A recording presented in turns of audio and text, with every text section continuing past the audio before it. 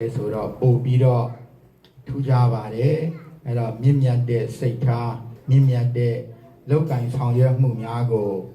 အကြောင်းပြုပြီးတော့မဟတ္တမလို့ဒီလိုဘွယ်တူးဂုံတူးတက်ပြီးတော့ခေါ်ဆိုရတဲ့ဂန္ဒီကြီးပေါ့မဟတ္တမဂန္ဒီအလွန်မြင့်မြတ်တဲ့ဂန္ဒီကြီးလို့ဒီလိုဆိုတာပေါ့အဲ့တော့အလွန်မြင့်မြတ်တဲ့ဂန္ဒီကြီးရဲ့မွေးနေ့မှာပဲဖွင့်ပွဲကျင်းပတယ်ဆိုတာနဲ့ဂန္ဒီကြီးရဲ့အထုပ်ပတ်တိကိုကြည့်လိုက်တော့သူက1869ခုနှစ်အောက်တိုဘာ2ရက်နေ့မှာဖွားမြင်တယ်လို့ဒီလိုတွေ့ရတာ1869ခုအောက်တိုဘာ2ရက်ဆိုတော့အခုဆိုရင်နှစ်ပေါင်း150ကျော်ခဲ့ပြီပေါ့156နှစ်9နှစ်လောက်